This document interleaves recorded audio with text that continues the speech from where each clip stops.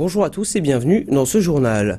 Un petit village de l'Oise pollué par des ordures ménagères de l'agglomération de Cergy-Pontoise.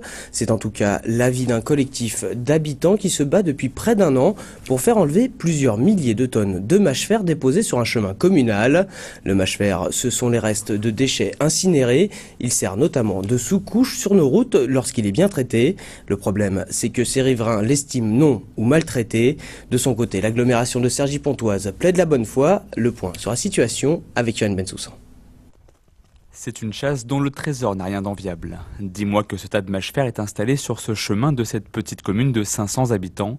Dis-moi que ce collectif de riverains retrouve encore et toujours des déchets mal incinérés, avec le sentiment d'être devenu une poubelle loin de la ville. Oui, les chemins ont été transformés en décharges à ciel ouvert. Donc on retrouve des fourchettes, des bouts de verre, des zincs brûlés, voilà, des bouts d'os. On a même retrouvé une prothèse de hanche. Voilà, tous ces déchets qui n'ont pas été triés par la société SPL avant de nous livrer ce produit.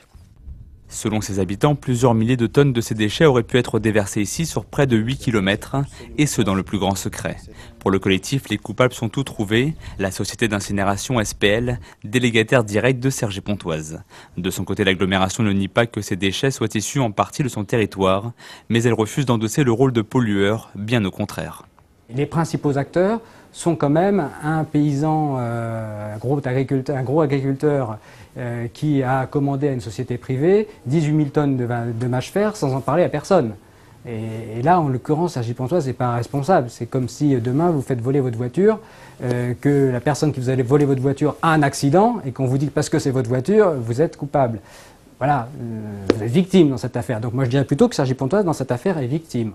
Si l'agglomération se dit victime dans cette affaire, c'est que l'image verte que veut se donner Cergy-Pontoise a été légèrement écornée. Une petite victoire pour le collectif qui attend maintenant l'enlèvement du mâche-fer et la remise en état des chemins. C'est une belle tête d'affiche que s'est offert Cergy-Pontoise vendredi soir. Yannick Noah a inauguré un sportif à son nom. Le complexe du Moulin à Vent propose désormais des terrains de tennis flambant neufs. Le dernier vainqueur français de Roland-Garros a pris le temps d'échanger quelques balles. Christophe Aubry était à la volée. Une haie de raquettes se dresse vers le ciel pour accueillir la personnalité préférée des Français. Yannick Noah est venu inaugurer un équipement qui porte son nom. C'est important de venir ici, ouais. Ça fait longtemps, il y a beaucoup de gens qui ont beaucoup travaillé pour que ça existe, donc c'est important que je sois là. Le complexe de 3200 m² comprend 4 cours couverts, un terrain extérieur et un clubhouse. Cela valait bien une grande fête avec pas moins de 3000 spectateurs dans les gradins pour assister à un match d'exhibition entre l'ancien vainqueur de Roland-Garros et Mansour Bahrami.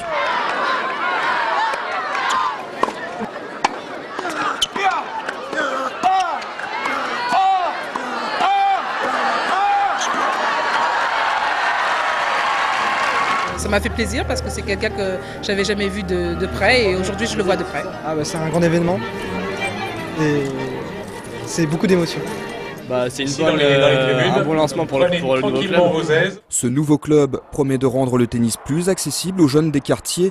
Le futur Yannick Noah ou la future Amélie Mauresmo donneront peut-être leur premier coup de raquette sur ces terrains, ici à Cergy.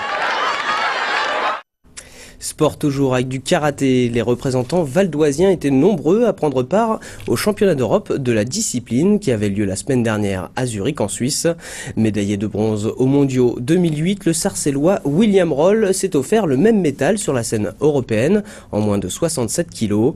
Le Gargeois Kenji Grillon doit lui se contenter de la 5e place en moins de 75 kilos, mais il se console en enlevant la 2e place de l'épreuve par équipe masculine en compagnie des Sarcellois Mathieu Kossou et Ibrahim Gari.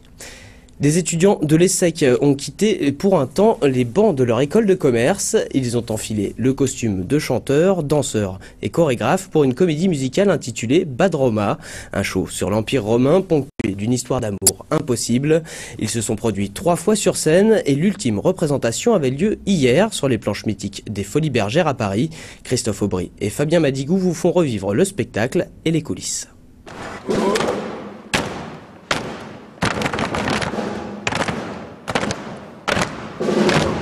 Ultime répétition avant de monter sur scène. Ces étudiants seront bientôt sous les projecteurs des Folies Bergères, un des temples du music hall parisien. Ils se sont lancés dans une aventure épique, la création d'une comédie musicale rock sur l'Empire romain et sa décadence. À quelques encablures du spectacle, la tension monte d'un cran. On est dans une salle mythique, quoi, donc obligatoirement ça met du stress en plus. Très fébrile. C'est la 3e représentation, donc ça va être que du plaisir, quoi. On a hâte que ça commence parce que ça fait des mois qu'on se prépare et vraiment c'est l'aboutissement d'une grande aventure, donc c'est super et j'ai hâte que le rideau s'ouvre. Et c'est parti pour 2 actes d'1 heure chacun.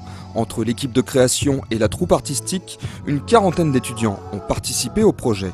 Écriture du scénario et des chansons, composition musicale, conception des décors et des costumes, chorégraphie, ils ont tout pris en charge. Résultat, 8 mois de travail pour une plongée dans la Rome antique. Bad Roma, c'est l'histoire de la Rome décadente. L'empereur est à bout et décide, donc appuyé par ses conseillers, ses conseillères surtout, de lancer un concours pour relever Rome. Ce concours va permettre de distinguer un héros charismatique qui redonnera l'espoir à Rome. Et il y a toute une série d'épreuves avec des candidats qui s'affrontent. Tout ça sur un paysage assez romantique parce qu'il y a une histoire d'amour également, des jalousies et des tensions familiales assez compliquées. Donc c'est une intrigue assez complexe et qui ne se limite pas seulement à cette histoire de concours. Avec du talent et une motivation sans faille, difficile de faire la différence avec une troupe de professionnels. Pendant 2 heures, le public a applaudi. Carrément convaincue parce que je sais tout le travail qu'ils ont fourni et ils ont vraiment bossé dur pour tout ça, quoi. C'est remarquable, c'est un travail de grande qualité. On a beaucoup d'agréments à voir ça, c'est très très joli. C'est vrai, pour des amateurs, j'ai trouvé que les musiques, les paroles, les danses, tout était bien orchestré, j'ai trouvé ça très bien, honnêtement. Voilà, bravo. Entre course à la victoire, enjeu pour le pouvoir et frémissement d'amour, les aventures des personnages se tissent au fil des éclats de rire et des fêtes. Si Rome ne s'était pas faite en un jour, elle est tombée en une soirée. Voilà, ce journal se termine. Merci de l'avoir suivi. L'info continue sur veonews.fr. À demain.